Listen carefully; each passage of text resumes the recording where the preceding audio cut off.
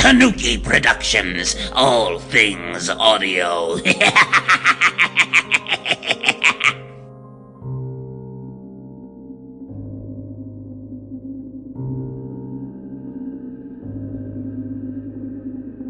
world fell into chaos and bloodshed. In its ashes came about one nation that ruled the world. Alemondra. The world was finally united under the promise of safety and happiness. Great advances in science and medicine brought about miracles such as the ability to live for thousands of years. Only the rich and powerful had access to these new wonders. A majority of Alemondra's citizens lived in poverty and violence. A rebellion began with hopes of overthrowing the king. After 120 years of war, a great scientist invented a machine that can control the human mind. The fate of Alemondra rests in the hands of the one who has the machine. The clock is ticking.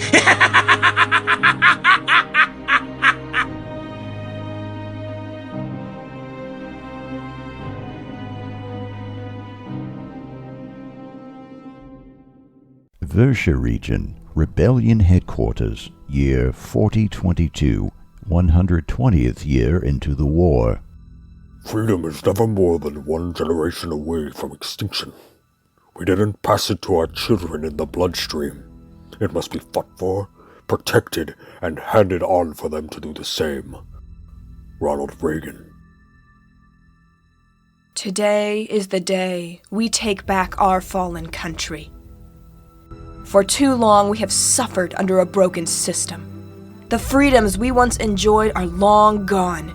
We live in a kingdom of tyranny and despair. Our hard work goes to the aristocrats of our so-called king. We are Alemondra's only hope of salvation. Today, we will write history.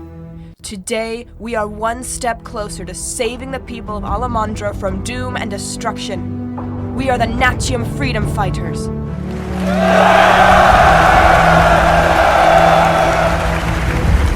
We move out in 2 hours, soldiers. Get ready.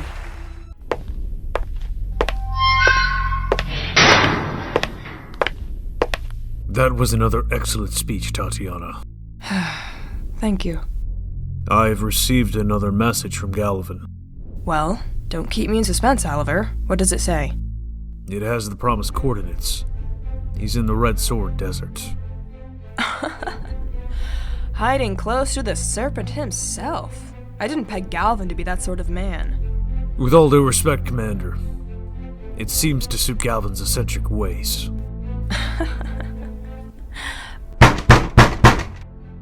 Come in.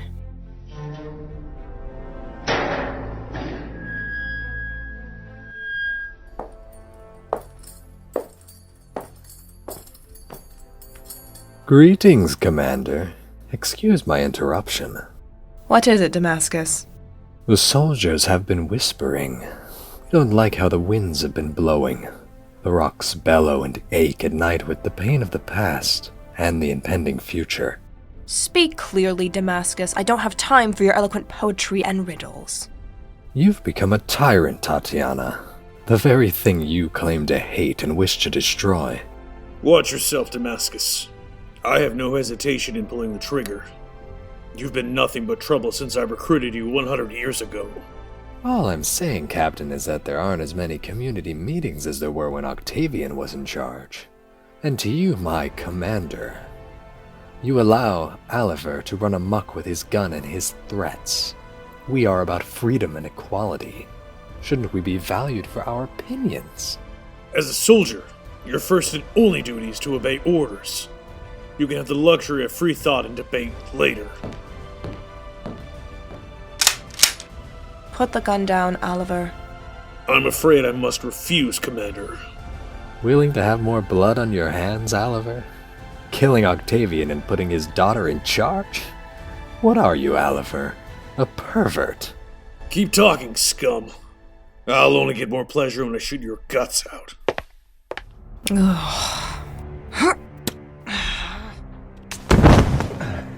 You forced me to knock out my captain, Damascus. My apologies, Commander. You do know how I hate to cause you such trouble. What would you suggest I do to make those who are unhappy satisfied? There is only one thing you can do. Give me Oliver's position. I have more influence on the soldiers and can keep them happy. I suppose you're right. There is only one thing I can do. I knew you would be enlightened, Commander. Thank you for speaking with me, Damascus. Your little speech today has reminded me that we need to go back to the roots of the Natium freedom fighters. We must eliminate the bad seeds before they poison the rest of the crop. Wouldn't you agree? Yes, of course. Good. Let's begin.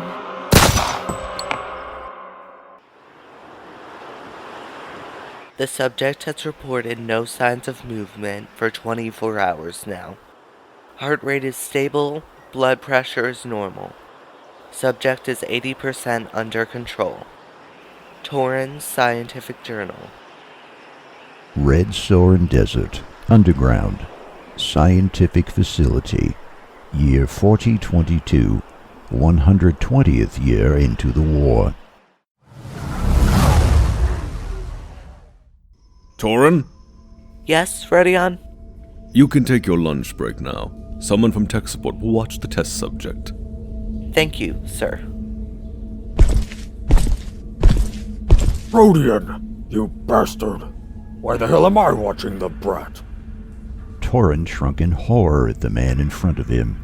He was a man with grossly sagging cheeks with several scars on his face. The sight reminded him of a mangy pit bull. Because we have no one else to watch her. It's only for 1 hour, Blaria. Surely you can manage that. Don't get so high and mighty. Just because Galvin thinks you're sharp doesn't mean I do. Good day to you, Blaria. Come along, Torrin. Yes, sir.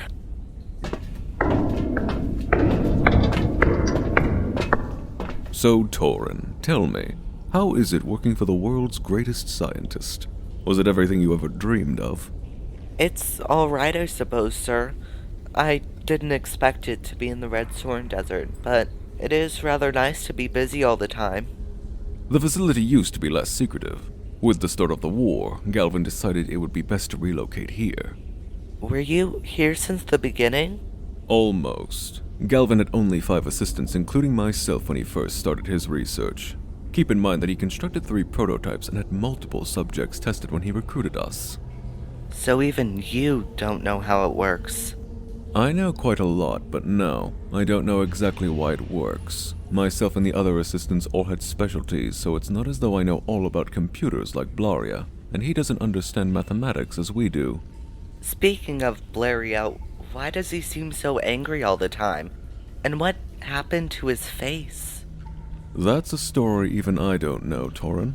Blaria is from the Crystalline region and lived through the 3787 massacre.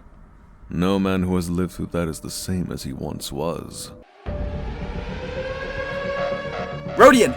The facility will be under attack by the King's forces. We must evacuate immediately. Galvin has ordered that everyone remove their computer's hard drives and be prepared to leave before the troops arrive. Understood. Let's go, Torrin.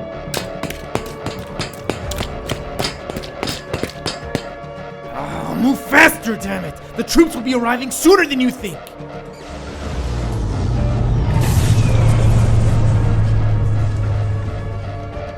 Sir, the troops have shut our power. I want you to keep taking as much information as you can. Do what you must to keep it out of their hands. Yes, sir. We've got all the hard drives. Let's go to the bunker. We can incinerate everything there. But, sir, what about the test subject? Who will carry her? Don't be stupid, boy. We have to leave her. She's dead weight. It's the machine we must protect. Everyone began to run through the facility in a frenzy. Torrin paused at the entrance of the bunker and looked back at the test subject. He grabbed her and ran.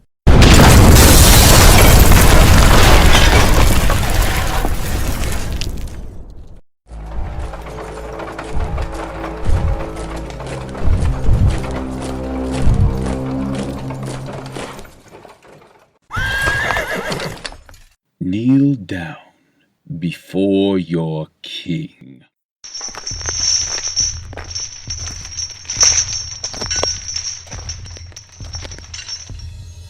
State your name and your occupation within the facility. My name is Rodion. I am a researcher and designer of machine advancement and construction. I am Yuel. I design and create mind simulations. I'm Rixion. I'm a biochemist who create serums and other injections for test subject. My name is Leola.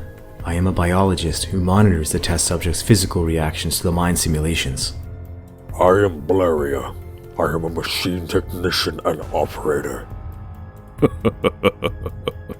Welcome, gentlemen. In my search of Galvan's glorious machine, I came across your names. You five are the original assistants of Galvan. Are you going to kill us, you sick son of a bitch? I'm going to do something even better. You five are going to reconstruct the machine within 10 years. If you fail to do so, I will have you executed for your crimes against the kingdom.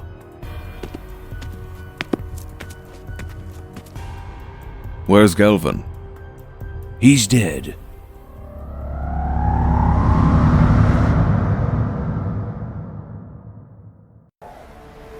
Boshin Region Training Camp number 36, year 4022, 120 years into the war. We all wear masks, and the time comes when we cannot remove them without removing some of our own skin. André Berthiaume. Dear Ashritha, I hope you and your husband are well. I am soon going to graduate, and I have been informed that I have been accepted into the King's army. You may very well soon be visiting me in Celium. With love, Hannah. Line up, maggots! Sir, yes, sir! Today you will have the privilege of learning from the best of the best. Captain Raynor and Captain Anika are here to demonstrate and instruct you on the key techniques when using an augmented jetpack, or AGP, in battle. The AJP, as you know, is a favorite tool for every soldier in Alemondra. It allows us to travel quickly when in an area with buildings or trees. We have a training course set up with fake NFF fighters ready to attack. Captain Raynor will be demonstrating how to efficiently use buildings to gather momentum and speed. The recruits watched as Captain Raynor stood in front of the course. He flew through the air like a piece of the wind. His enemies were struck down in seconds, and before a full minute was up, he landed gracefully at the end of the course. If you learn to use your grappling hooks to propel you forward without using your air supply, you'll be able to beat anyone. Each of you will take a turn on the course. Go to your barracks and get suited up. Hannah and the other recruits walked towards the barracks. What she heard and saw made her stop in her tracks. Why don't you pick on someone your own size, Bozo? Mind your own fucking business, bitch. Why don't you make me? You're gonna regret saying that, Grandma. Not so tough now, are you?